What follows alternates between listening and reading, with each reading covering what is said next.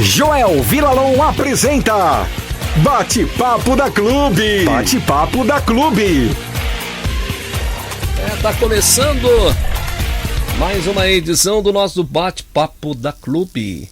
Temos aqui a nossa entrevistada, ela já está aqui nas dependências do Grupo Liberal. Obrigado, Maria Helena, tudo bem? Tudo bem, Joel, como você vai? Eu tô bem, graças a Deus, melhor agora com a tua presença. Maria Helena, sobrenome é? Galhani. Galhani. Isso, Galhani. Que legal. Galhani é o quê? Um sobrenome... É um italiano brasileirado aí, muitas décadas já. E você é advogada? Sou advogada. Tão jovem. A cara engana, mas... É isso. Que legal ter você aqui com a gente.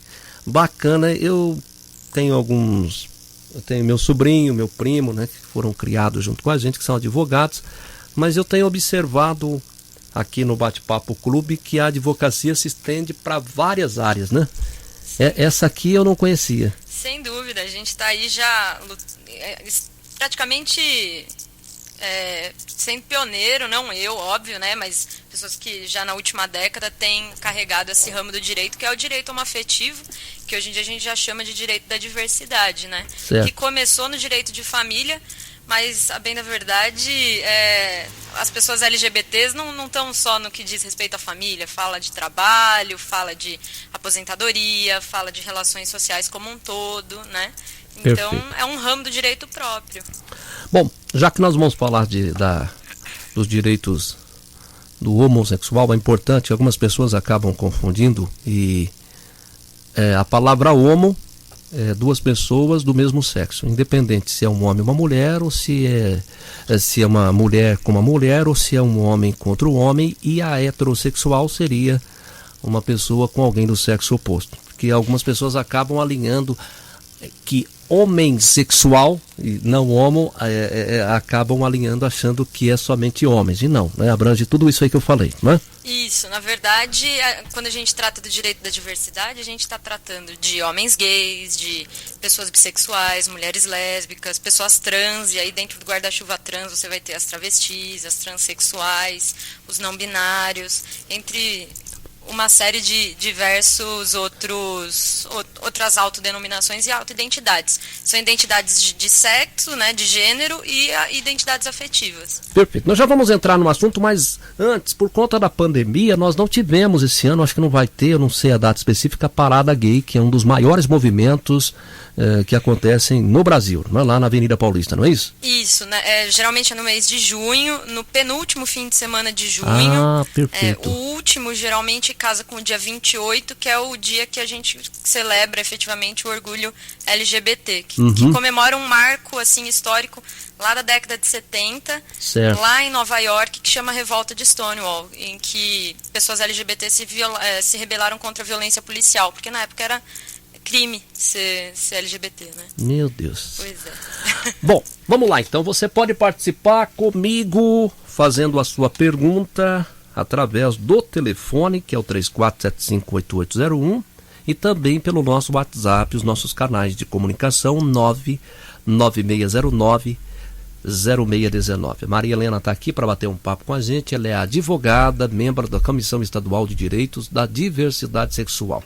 Então vamos lá. Vamos aqui para a nossa base, que após a pressão para cumprir a decisão do Supremo Tribunal Federal, o STF, o Ministério da Saúde orientou que gestores estaduais do SUS passem a aceitar doação de sangue de homens que tiveram relações sexuais com outros homens nos últimos 12 meses, ou seja, no último ano. Então, na prática, a decisão beneficia homens, gays, bissexuais, travestis e mulheres também transexuais. A pergunta é, né, por que existia a proibição de sangue dos gays? Essa é uma ótima pergunta. Na verdade, essa é uma herança histórica, né? Quando começou a grande epidemia da AIDS, do HIV, lá na década de 70, 80, ainda se trabalhava na medicina com o conceito de grupo de risco, né? Que assim, a gente até usa atualmente aqui com relação ao coronavírus, né? Para trazer para um tema mais atual, mas via de regra, para o pessoal aí da saúde, da parte de saúde coletiva, é mais ultrapassado. Hoje em dia a gente trata já de comportamentos de risco. Então, até em vista do coronavírus, um comportamento de risco é não usar a máscara, né? Então, aí voltando no comparativo do comportamento de risco com relação a doadores homossexuais de sangue. Seria o sexo não protegido, né? E aí, em razão disso, de uma visão de lá atrás, que todo homem gay fazia sexo sem proteção, essas pessoas estavam expostas a HIV/AIDS, então essa herança vem aí já por mais de 40 anos, mantendo e renovando essas orientações, sendo que a melhor pergunta seria, olha, você fez sexo protegido? Você foi exposto de alguma maneira ao HIV?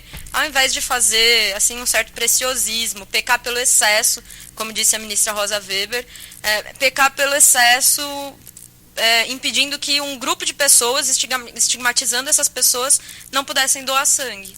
Né? Entendi.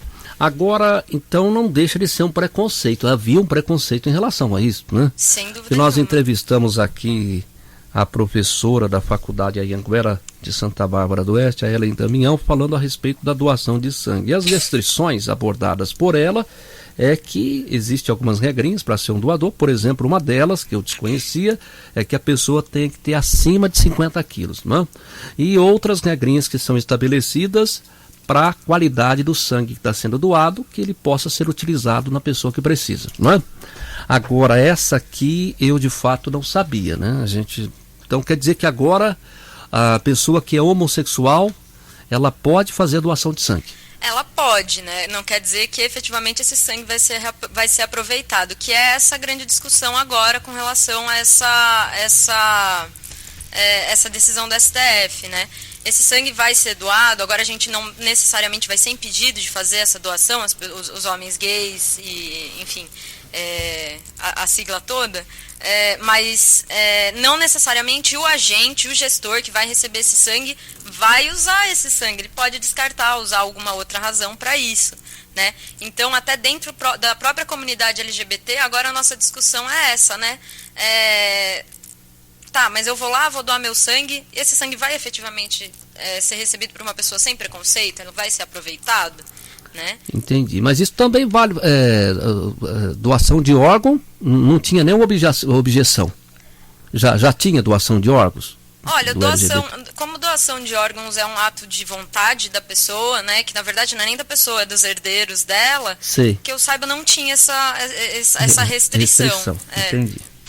Entendi. Bom, então estamos aqui no bate-papo, você tem uma pergunta para fazer, fique à vontade, a gente está aqui abordando este assunto e a restrição à doação de sangue foi declarada então como inconstitucional pelo Supremo no mês de maio, foi isso? Isso.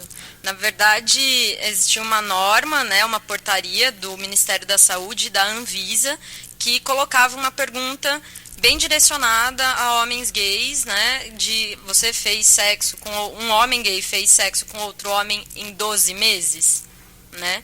E aí isso já era um fator de exclusão dessa pessoa, né? E aí o entendimento do STF é você fazer uma pergunta direcionada a um tipo de pessoa que não diz respeito a um comportamento de risco em si, mas é bastante restritiva, porque, por exemplo, para a OMS, o comportamento promíscuo é uma pessoa que faz mais de 2 relações sexuais num semestre. Então, você colocar que essas pessoas não podiam ter sequer uma relação em um ano, sendo que fosse com um parceiro fixo, num relacionamento, com proteção, é você criar uma limitação muito grande e direcionada, que não se justifica, né? Não tem um motivo de você permitir, por exemplo, para um homem heterossexual fazer sexo com quantas pessoas quiser em um semestre, em um ano. E poder lá fazer doação. E ir lá fazer doação, exatamente. Então, no caso, seguindo essa regrinha deles, uma prostituta que se assume como prostituta, porque Sim. Muitas mulheres vivem disso. Trabalhadora do sexo. A trabalhadora do sexo, ela não pode ser doadora de sangue? Não pode. Ela pode. Exato. E havia essas restrições. Para homens gays. Puxa. Então tá aí o preconceito. E eu acho interessante registrar, Joel, inclusive, já que você trouxe a questão das mulheres, é que essa norma ela era direcionada para homens gays, mas para nós, mulheres lésbicas, acontecia com uma certa frequência dessa pergunta ser aplicada para a gente, apesar de não ter nenhuma portaria. Então não existe uma proibição formal para doação de sangue por mulheres lésbicas, mas na prática, os agentes que fazem a coleta de sangue, não vou dizer aqui em Americana, porque também não tive essa experiência aqui, alguns não deixavam as mulheres lésbicas fazerem a doação, por ato de vontade, não porque havia amparo legal. Bacana, estamos aqui no Bate-Papo Clube. Se você tiver uma pergunta ou uma dúvida, fique à vontade, será um prazer receber você aqui participando do nosso Bate-Papo Clube. E qual a importância de discutir esse gênero aí?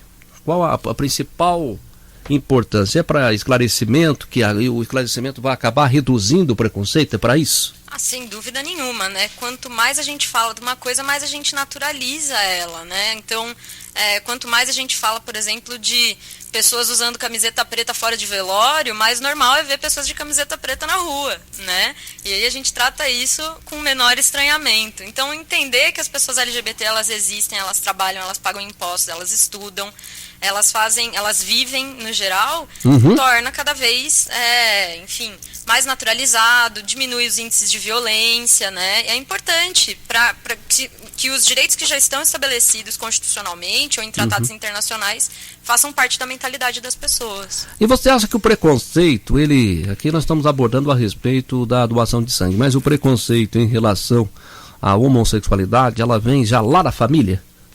Infelizmente, né? E aí até nesse momento que é importante a gente ter o contraponto de outros ambientes sociais das pessoas. Porque, não só o preconceito de gênero e de sexualidade, mas até o preconceito racial, ou de classe, ou de pessoas com deficiência, são coisas que a gente, às vezes, perpetua por acidente, digamos assim, fazendo aquela piadinha que você sabe que não podia rir, mas você ri, né? Aquela coisa assim, nossa, isso aí é meio de mau gosto, né?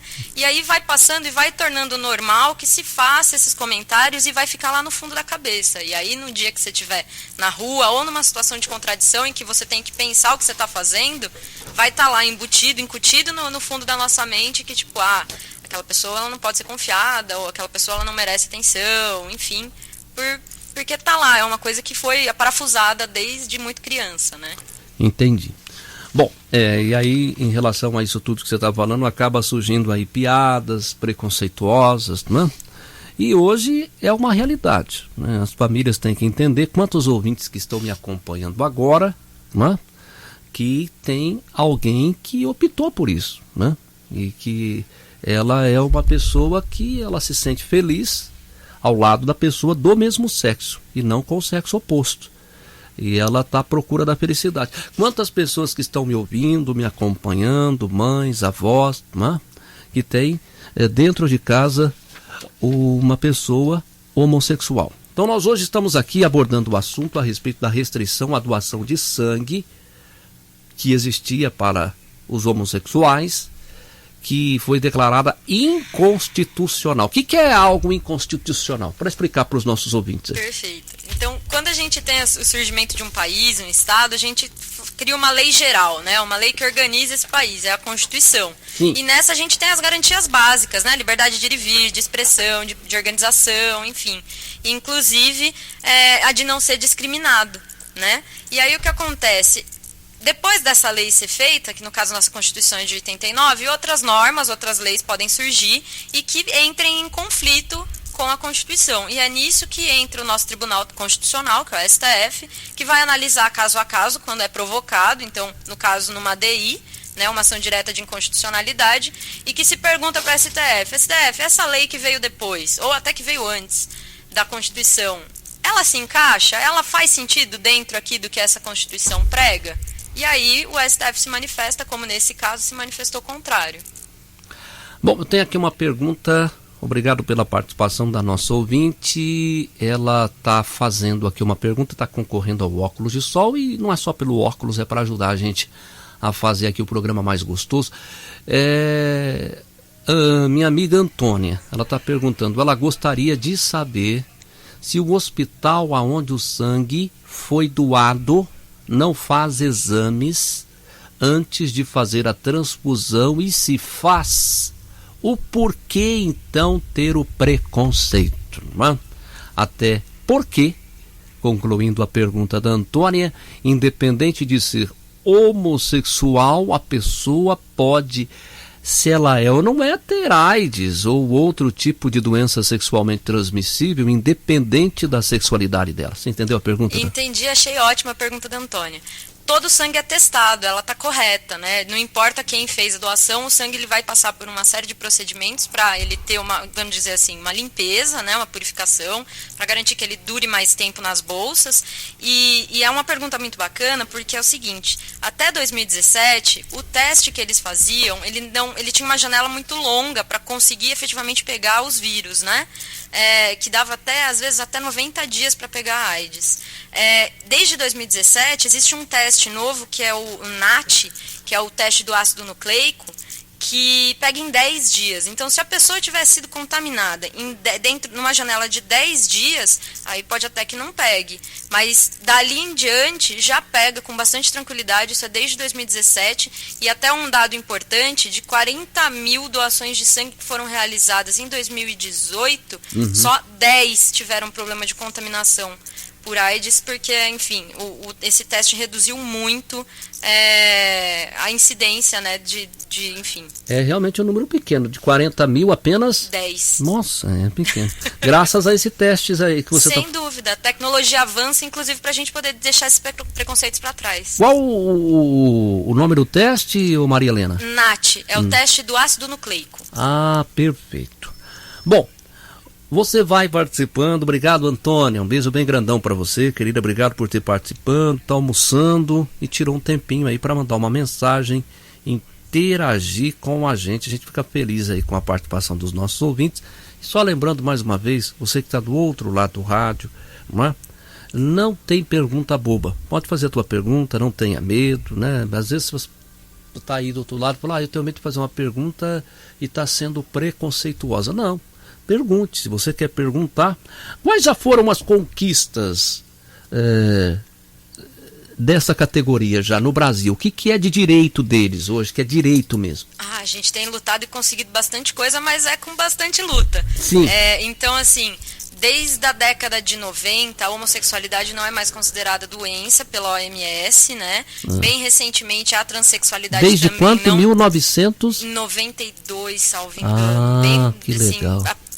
Agora já faz bastante tempo, mas, por exemplo, eu já estava viva quando isso aconteceu, então... Em 1990, quando eu estava no rádio, às vezes a gente via algumas enquetes, temas que perguntava para o ouvinte participar, e depois de 90 mudou o termo, não se coloca mais desta forma, mas eu me lembro muito bem de alguns companheiros de trabalho que faziam enquetes, perguntavam: homossexualidade, doença ou opção de vida? Então não é doença. Não é doença. Então isso aí já é um termo que tem que ser tirado fora. Isso, né? E também não é opção necessariamente, né? Ela pode ser uma expressão da natureza humana, é do mesmo jeito que, assim, Você lembra o dia que você escolheu ser heterossexual, Joel?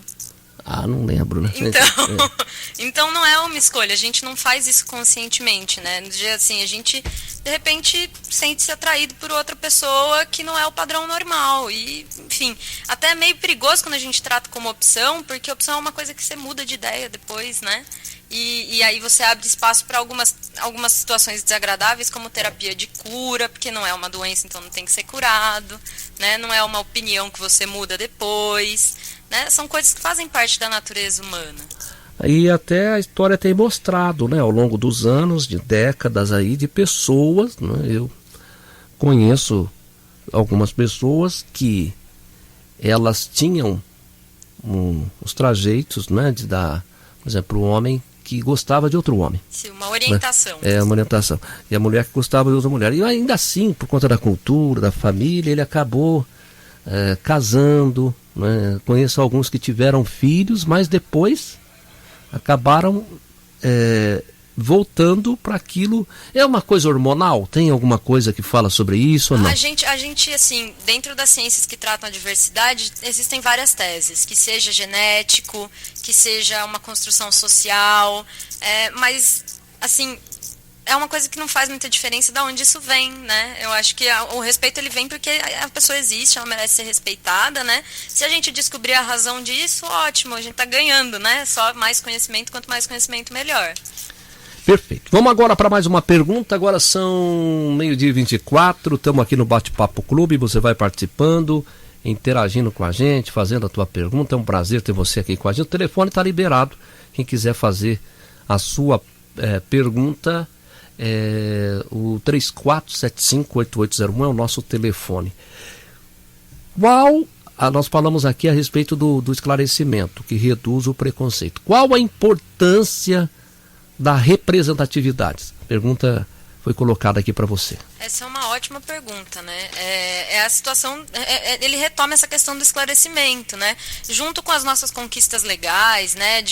Da proibição à violência contra pessoas LGBTs, contra preconceito e discriminação, o nosso casamento, a representatividade ela vem para você ver pessoas LGBTs em espaços, por exemplo, da administração pública, nas grandes empresas, no trabalho, na televisão, para você naturalizar que essas pessoas existem, e não apenas ali como aquele estereótipo da bichinha afetada, da sapatão que conserta coisa, né? Mas como essas pessoas vivem naturalmente, normalmente, como qualquer outra pessoa, e que a sexualidade delas, o afeto delas, aliás, o mais adequado, o afeto delas não muda todos os outros aspectos da vida dela. E o casamento gay já é legalizado em algum país? Aqui no Brasil, como é que é? Então, na verdade, existem muitos países que já permitem o casamento homoafetivo. Isso é uma conquista aí dos últimos 20 anos, muito significativa. Mas aqui no Brasil, isso também veio por vitória judicial. Então, não é um texto legal, não passou pelo Congresso Nacional. Mas, de novo, o STF se manifestou numa ação direta de inconstitucionalidade para dizer que a discriminação de você falar que pessoas LGBTs não poderiam fazer união estável e, portanto, casamento, era discriminatório, então isso não cabia dentro da Constituição Federal. Então, desde 2011, esse julgamento do STF permite a união estável, e desde 2012, o Conselho Nacional de Justiça permite a conversão de união estável em casamento direto e o casamento direto. Mas, de novo, isso é judicial, não é um texto legal ainda, a gente não conseguiu essa vitória, mas estamos trabalhando nisso. E a questão de adoção, ainda há restrições? A adoção, enfim, a restrição que existe, ela se dá muito mais na questão da análise psicossocial dos profissionais técnicos, né? Mas não existe uma norma que proíba, né? Mas na prática o buraco é mais embaixo, né? Entendi. Vamos agora para a participação pelo WhatsApp. Obrigado aí aos ouvintes que vão participando com a gente. A nossa ouvinte que participa conosco, vamos ouvir com atenção. Lembrando, quem não quer se identificar não tem problema, tá bom? Eu não vou falar o nome dela. Se ela falar, a gente vai identificar o nome dela. Se ela fizer a pergunta e não quiser falar o nome, não há problema algum. Fique à vontade. Vamos ouvir aqui a nossa ouvinte. Boa tarde, Joel. Olha, eu fico surpresa, né, com esse assunto. Eu não sabia, eu não tinha conhecimento disso, de que era proibido doar sangue. E certamente muitos homossexuais que não se assumiram, né, pelo menos não publicamente, doaram sangue e ninguém ficou sabendo.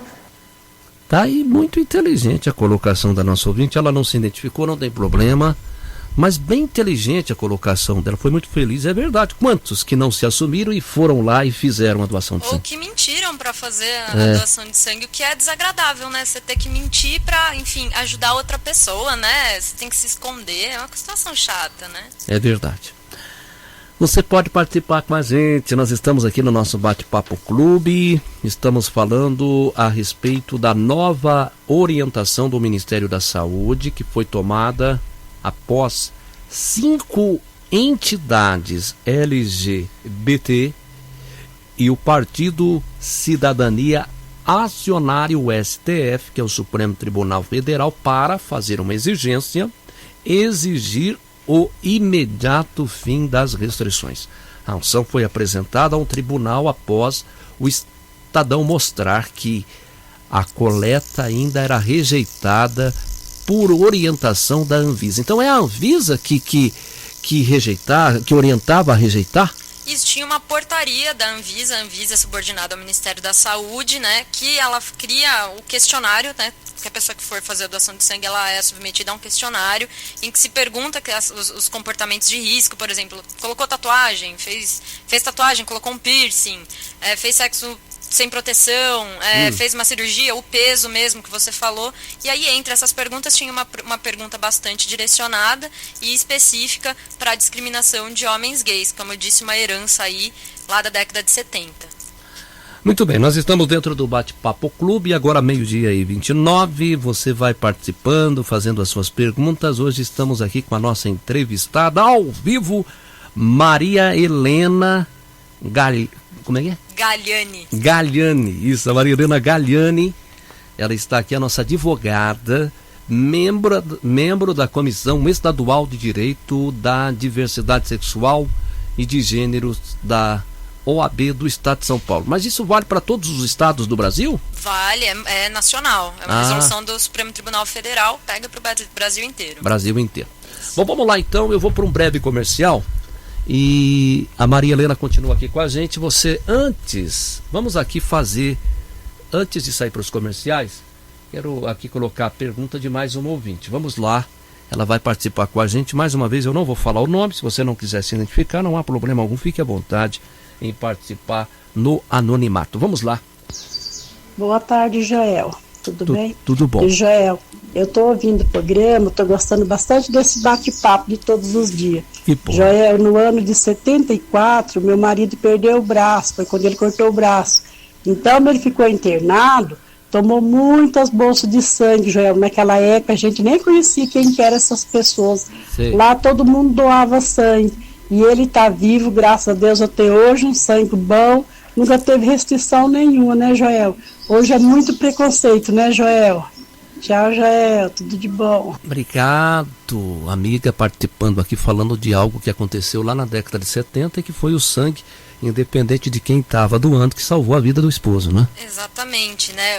Na verdade, essas bolsas, elas não são identificadas. A gente não sabe a cor, a raça, a cor, a religião, o bairro que a pessoa mora. A gente não precisa saber dessas coisas. O que importa é que ali é uma oferta de vida de uma pessoa para outra, né? Por que criar obstáculo para isso? Tanto é que agora, por causa do coronavírus, muitos países que ainda mantinham essa restrição, como por exemplo os Estados Unidos, a Dinamarca, a Austrália, derrubaram essa restrição para aumentar os estoques de sangue.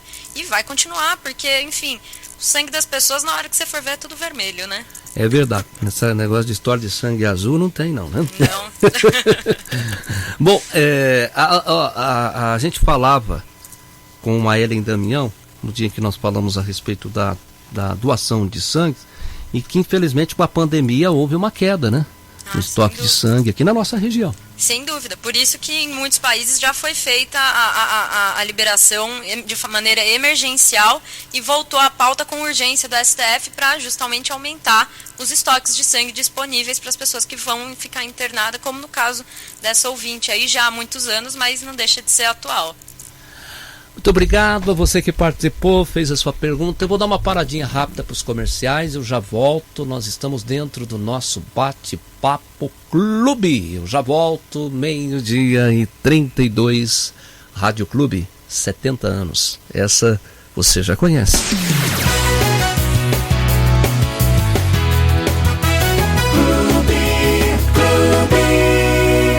Bate-Papo da Clube. Sonhar, planejar e realizar.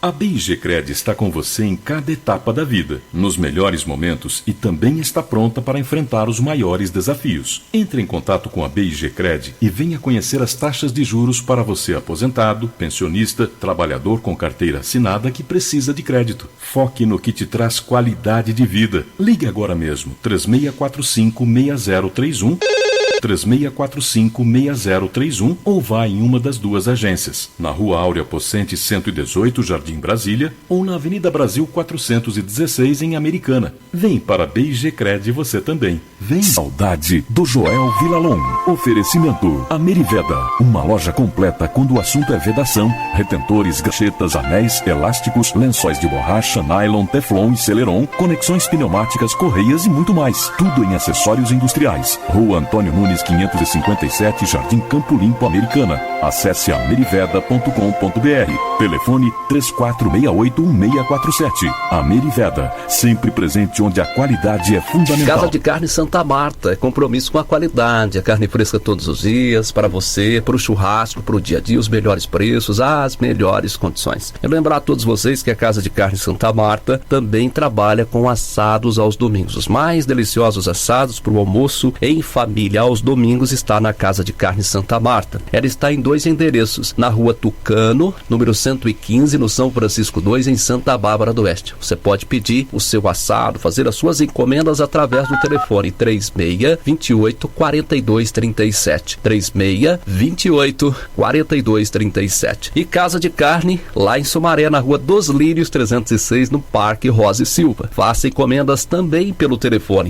3883-2198. 3883-2198. Casa de Carne Santa Marta, é compromisso com a qualidade. Casa de Carne Santa Marta. Tudo o que você precisa para o seu carro está na Autopeças Brasil. Atenção, mecânicos de Americana e região. A Autopeças Brasil leva a peça que você precisa até você. Confiança, credibilidade, seriedade com a Autopeças Brasil do Amigo Não. Amigo do seu carro, amigo do seu bolso. Autopeças Brasil. Pascoal Ardito 213, São Manuel, em Americana. Ligue agora na Autopeças Brasil. 3468-6440. 3468-6440. Carlos, por que razão você começou a tomar o Super Ômega da Marta? Ouvi bastante vezes no seu programa aí, o pessoal dando depoimento, e resolvi tomar porque eu andava muito com depressão, dor nas juntas, e graças a Deus correu tudo bem, estou bem melhor, a depressão, graças a Deus, foi embora, estamos tocando a vida. Ligue agora e peça o seu 3457-6238, o Super Ômega da Marta. Ao persistir em sintomas, o médico deverá ser consultado. Coronavírus. A prevenção é a solução. O coronavírus é de fácil transmissão e pode se disseminar das seguintes formas: contato com objetos ou superfícies contaminadas, seguido de contato com a boca, nariz ou olhos, contato pessoal próximo, como toque ou aperto de mão, tosse, espirro ou ainda em contato com secreções respiratórias. Qualquer pessoa que se aproxime 1 metro de uma pessoa infectada corre o risco de ser contaminada com a infecção. Cuide-se. Evite a contaminação. Coronavírus. A prevenção é a solução.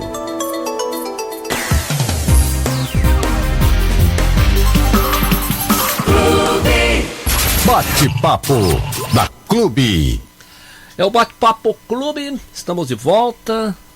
Tá tudo bem aí, Maria Helena? Opa, melhor agora que a gente tá voltando com os ouvintes. Que bom, hein? Vamos então voltar já com a pergunta do nosso ouvinte aqui. Deixa eu pegar aqui. Ela está fazendo uma pergunta, não tem problema nenhum em me identificar, tá bom? Pode perguntar aí, o meu nome é Morami Cristina, sou do bairro Morada do Sol, aqui da cidade de Santa Bárbara do Oeste. Ô Joel, pergunta para a doutora Maria Helena se alguma vez ela teve que entrar em ação para que alguns homossexuais doassem sangue para a própria família ou alguém da família que precisava muito. Então, eu pessoalmente não. Eu acredito que tem um companheiro no GADVIS, que é o Grupo de Advogados pela Diversidade, que é um dos autores dessa ADI, que passou por essa experiência judicial.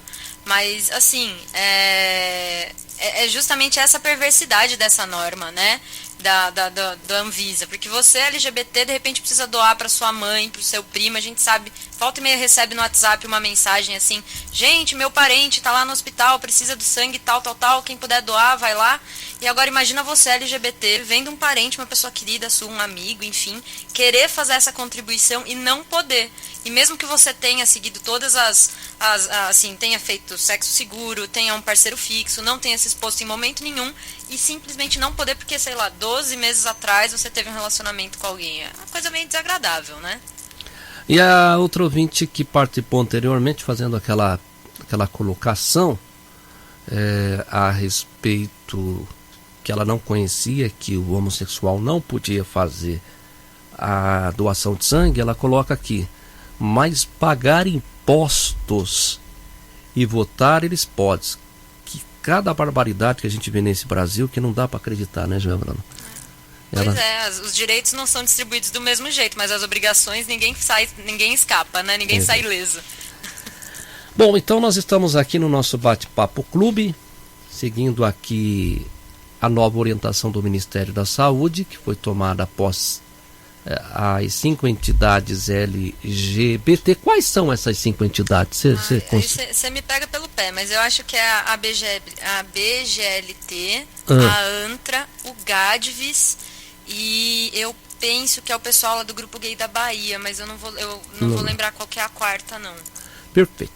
Antes, gente, o homossexual era oficialmente proibido pela Anvisa, que é a Agência de Vigilância Sanitária, como nós falamos no bloco anterior, de fazer doação, já que ambas instituições determinam que homens que mantiverem relações sexuais com outros homens nos últimos 12 meses não podia fazer doação de sangue.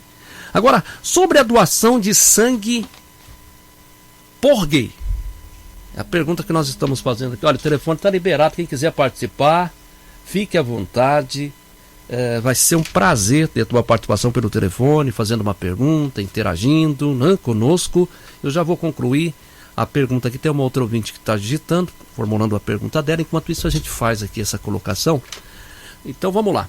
Sobre a doação de sangues por gay, como você, Maria Helena, avalia a necessidade de algo ter a necessidade de ser julgado pelo STF? Isso é uma violência por si só, né? Assim, quando se trata de direito das pessoas que não vão causar dano a ninguém, por exemplo, a própria união homoafetiva, né? Que dano que vai causar para os outros? Vai diminuir a importância do casamento heterossexual, se pessoas gays puderem casar, né? É a proibição pela proibição. É violento por si só a gente ter que recorrer ao STF, uma coisa que, assim, sei lá, a gente aprende desde criança, né? Respeitar para ser respeitado. Não precisava passar por isso. Mas, infelizmente, o nosso país exige, né, cria condições que, se a gente não brigar, não espernear e não entrar com ação judicial, a população LGBT tem seus direitos negados mesmo. Agora, em questão, vamos aqui abordar um outro assunto que nós falamos no começo do programa, na troca de horário com o César, a respeito, como fica essa questão do terceiro banheiro, que às vezes é polêmico na escola, num restaurante, né? A gente comentava que às vezes acontecem situações em que fica constrangedor para a própria pessoa, né? Que ela, por exemplo, você está num restaurante, nós falávamos no início do programa, fazer colocação do quadro aqui para que você entenda e possa comentar, né? E tem ali um travesti que é idêntico a uma mulher. Isso, né? É uma travesti. É isso, aí é uma travesti. Aí hoje ele tem que ir em qual banheiro? Aí então, uma pessoa trans, ela vai normalmente se direcionar ao banheiro cujo gênero se corresponde ao qual ela se identifica. Então, uma mulher trans vai ao banheiro feminino, um homem trans vai ao banheiro masculino, né? Mas isso, inclusive, é bastante polêmico que você falou do terceiro banheiro, porque remonta, por exemplo, ao período do apartheid, em que você tinha banheiros para pessoas brancas e banheiro para pessoas negras. Então é errado o terceiro banheiro? Exatamente. Seria a criação do terceiro banheiro... É uma forma de discriminação. É uma forma também. de preconceito e discriminação. E às vezes a gente não faz por maldade, né? Na ideia de assim, eu vou criar um banheiro em separado aqui para essa pessoa se sentir melhor, só que não é... A gente acaba não se sentindo melhor, né? A ideia de usar, por exemplo, o bebedouro para negros, ou então bairros para pessoas judias na Alemanha, sabe? Entendi. Essa segregação, ela não vai privilegiar aquela a naturalização e a normalização que a gente falou, né? Ela não serve para quebrar o preconceito, ela só mantém. Agora é interessante essa colocação que você faz aí do bebedouro, né? Porque aí nunca ninguém fala nada, né? Exatamente. É legal, bem feliz a sua colocação, essa leitura, porque ele vai lá, vai tomar água, ninguém vai falar nada. Se entrar no banheiro, alguns já falam. Até porque porque vamos combinar, né? O banheiro geralmente tem lá suas portinhas internas, né? Que a pessoa entra, faz as coisas dela, sai, não precisa ter grandes interações, né? Então, só para deixar claro, no caso aí, como é que faz? Se tá nessa situação, a travesti que se caracteriza como uma mulher, você olha para ela, é uma mulher, tá? Sim. Entendendo? É uma mulher. Ela pode usar o banheiro feminino. Isso, correspondente com a identidade de gênero dela. Ah, e aí se tem uma pessoa lá que a identidade de gênero dela é o masculino, ela pode ir no banheiro masculino. Exatamente. Ah, perfeito. Diferente disso já é discriminação, que hoje em dia é equiparado ao crime de racismo. Ah, entendi. Pois é. Bom, vamos lá. Olha, eu gostaria de saber, Joel Villalon, pergunta aí para ela, para Maria Helena, eu gostaria de saber se uma pessoa que teve hepatite há 38 anos atrás, aqui acho que não, se ela pode ser doadora de sangue ou não, é uma pergunta mais para os profissionais de saúde, da área da saúde, isso. Exatamente. Vamos ouvir aqui o Nelson, que participa aqui com a gente, ele vai fazer a sua colocação. Muito obrigado mais uma vez ao Nelson, que está sempre interagindo com a gente e fazendo do programa mais gostoso, com a participação e os ouvintes interagindo com a gente. Tudo bem, Nelson? Boa tarde. Ô, Joel, boa tarde. Eu queria que você perguntasse para a menina aí a respeito que ela fizesse uma explanação de uma cena que eu presenciei viajando aí pelo esse Brasil nosso, né? Sim. Num posto na beira da estrada, já isso já tarde da noite também, é lógico, né? Eram umas 10 horas da noite, onde a gente parou no posto e logo atrás parou também um carro e ele tinha um transexual, ele estava, um travesti, estava bem vestido, mas era homem, pronto. E ele ia usar o banheiro e queria usar o banheiro das mulheres. Houve até um pequeno tumulto ali, entendeu? Não comigo, né, porque eu não tinha nada a ver com isso, mas eu presenciei. Aí até que enfim ele foi no banheiro dos homens, mas ele queria ir no banheiro das mulheres e os próprios homens... as mulheres também não aceitaram. Como é que fica essa situação? Obrigado. Vê que ela responde para nós aí. Pelo que ela já respondeu, o direito dele foi violado, né? Sem dúvida nenhuma. O direito foi dela, se ela se identificava como mulher, foi violado.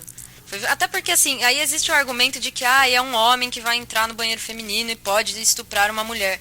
Mas, assim, veja que a pessoa que tem tendência a praticar pretende praticar esse crime de estupro, ela não precisa ser trans, né? Se quiser entrar no banheiro, pode ser um homem cis, hétero, enfim, não precisa fazer nenhuma alteração da identidade dele para entrar no banheiro feminino e estuprar alguém. Então, de novo, é querer fazer generalizações que afetam as pessoas na sua subjetividade, né?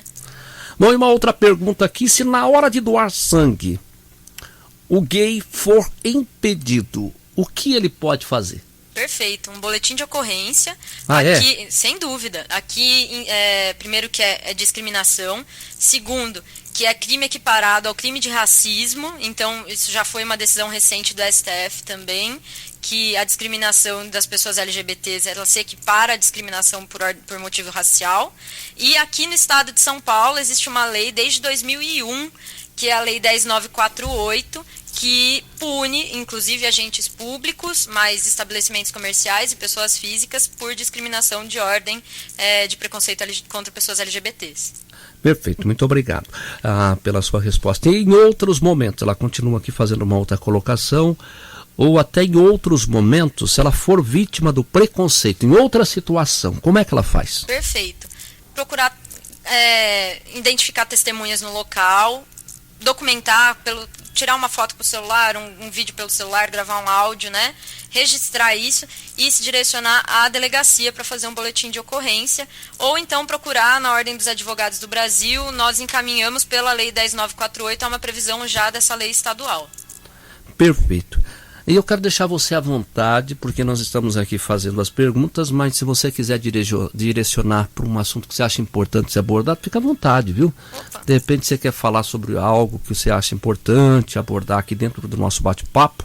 A outra ouvinte, a minha amiga de Sumaré, ela está perguntando se aqui também seria uma resposta, e aliás, né, essa resposta já foi dada pela Ellen Damião. Ela está perguntando, a Ellen esteve aqui falando a respeito de doações de sangue e falou de alguns critérios que são usados. A pergunta dela Joel, pergunta aí para ela se alguém que é diabético pode doar sangue, né? É uma pergunta que a resposta é mais para o profissional da área da saúde mesmo, né? Sem dúvida. E é realmente os critérios que vão além da minha expertise aqui. Perfeito. Nós estamos aqui no nosso bate-papo da Clube. Você vai participando, interagindo com a gente. Então, ressaltando aqui, essa ouvinte aqui, se ele, na hora de doar o sangue, for impedido, a resposta para ela tem que fazer o BO, boletim de ocorrência. Perfeito, tem que fazer o boletim de ocorrência, representar esse boletim de ocorrência e, de novo, se precisar de orientações, a Ordem dos Advogados do Brasil, em razão da Lei 10.948, né, pela Comissão de Diversidade, acolhe e orienta essa pessoa como proceder dali adiante, né? A gente não faz, não é captação de cliente, a gente não vai fazer o processo pela pessoa, mas dá as orientações e encaminha ela da melhor forma possível. Agora, para você fazer a defesa nessas situações que nós estamos abordando, qual é o caso mais comum que as pessoas te procuram, recorre até você? Olha, com bastante frequência, aqui na nossa região, é violência física mesmo, Joel. Infelizmente, acontece muito. Acontece muito. E logo atrás, discriminação no ambiente de trabalho. Então, a pessoa ter sido agredida verbalmente por um superior, ou então descobrir que o colega que entrou na mesma época, que tem o mesmo cargo, tem um salário maior, ou então o caso que eu atendi bem recentemente de um homem trans que estava sendo impedido de usar o banheiro da firma, não era assim, use o banheiro, as pessoas não querem que você use o banheiro feminino, então você também não vai usar o banheiro masculino, então você não pode fazer xixi no seu horário de trabalho. E aí a gente teve que atuar no sentido de orientar a empresa que, olha, a pessoa tem direito de fazer xixi. Puxa vida. Gente, é interessante porque... eu quero que você, mais uma vez, fale um pouquinho a respeito do que aconteceu no passado e quando mudou. Foi a partir de 90 que você falou que não pode mais usar, que antigamente discutia se a homossexualidade era doença ou opção de vida. Então não é tratado mais como doença desde 90 para cá, isso? Isso, não é mais não é uma doença. A homossexualidade não. A transvestilidade, né, ou a transexualidade, ela já é um pouco mais recente, é coisa de alguns anos agora. Mas não é mais considerado doença. A curiosidade é que, por exemplo, a bissexualidade, ainda que não seja considerado doença, é considerado sintoma. Então essa é outra frente de trabalho que a comunidade LGBT tem encarado para modificar o Cadastro Internacional de Doenças, para entender que, a afetividade não é sintoma de nada, né? As pessoas por quem a gente sente afeto não é sintoma, não é doença, não precisa ser medicalizada. Agora você falou aqui também, não é opção, né? Não é opção. A gente não sabe de onde isso vem, mas a gente sabe que não é uma escolha. Eu até provoquei você, fiz a brincadeira, Joel, quando foi que você escolheu ser heterossexual, né? Então não é uma opção, é uma orientação. Orientação no sentido de para quem você orienta o seu afeto, né? Afeto para além de atração sexual, é afeto mesmo, é carinho, é o gostar de alguém, né? Isso, o afeto, ele pode ser familiar, mas ele pode ser romântico também, né? E você sabe que em determinados casos, né, nós temos aí o homossexual exercendo as funções de forma brilhante. Estava conversando com um primo que é lá do interior de São Paulo e ele foi atropelado por um automóvel. O automóvel pegou a moto dele e eu já vou colocar o ouvinte aqui para fazer a pergunta para você, né? E ele ficou em coma 17 dias e no rodízio de enfermeiros... Ele estava dizendo, Joel, eu tinha enfermeiros e tinha um enfermeiro lá que ele era homossexual. E você acredita que é o que eu mais gostei, que cuidava de mim com mais carinho, né? Aí estava explicando, algo assim que ele ficou, puxa vida, por isso que a gente não pode ter preconceito, né? Até para não romantizar, na verdade, Joel. As pessoas LGBTs, elas podem ter uma índole não das mais legais, mas também podem ter índoles das melhores, né? O comportamento da pessoa não é necessariamente ligado ao afeto que elas emanam, né? Para quem elas direcionam as coisas. A dedicação ao trabalho, são coisas que não tem necessariamente a ver uma com a outra. Bom, tinha um ouvinte que tinha ligado aqui, eu peço que ligue novamente, por favor, caiu a ligação. Pode fazer a tua pergunta agora sim. Vamos lá, restabelecer contato. São 12h53, nós estamos aqui no nosso Bate-Papo Clube, com a participação do ouvinte. através do 3475-8801 e também pelo WhatsApp 996090619. Alô, boa tarde. Boa tarde. Tudo bem com você? Tudo bem, graças a Deus. Você quer se identificar? Pode, Silvio. Seu nome é o Silvio. Silvio, qual é o seu bairro, Silvio? Vila São Pedro. Vila São Pedro fica na cidade de? Hortolândia. A Maria Helena, ela está te ouvindo. Pode fazer a pergunta para ela. Então, e antes tinha bastante preconceito, né? Hoje até que não tem muito preconceito que a gente tem antes, né? Que hoje, quando a outra mulher trata a outra bem, a outra vai viver junto. Quando o marido da mulher judia muito dela, ela não quer saber mais de ficar com o marido. Arruma outra mulher, né? Hoje não tem mais preconceito, né? Você está colocando que não existe mais o preconceito. Não. Mas acho que não é ainda tem muito preconceito, né? A gente fica sempre feliz de ouvir relatos como esse, essa percepção também que talvez dele, né? Exatamente, de que não tem, não vejo tanto acontecer. Mas o que é infeliz mesmo é que as estatísticas discordam, né? A violência contra pessoas LGBTs ainda é uma realidade, a violência até institucional, estrutural, ela ainda acontece, mas a gente está ganhando espaço. Então é bom ouvir relatos como esse, porque a gente vê que nosso trabalho está no caminho certo. Ô Silvio, muito obrigado por participar aqui do programa, meu querido. Falou. Uma boa tarde para você.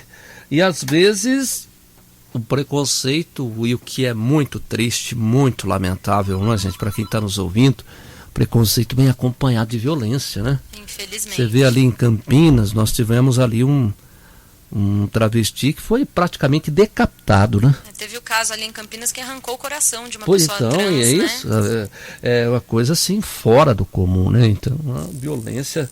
Vamos para mais uma participação, um ouvinte aqui com a gente pelo telefone 3475-8801. Alô, boa tarde. Oi, boa tarde, Joel. Tudo bem? Você quer se identificar? A Regina. A Regina, tudo bom, Regina? Tudo. Que bom você aqui com a gente. Pode fazer aí. Então, lógico, como todo dia estou ouvindo, né? E como uma ouvinte já falou antes, que estarrecida não sabia desses pormenores.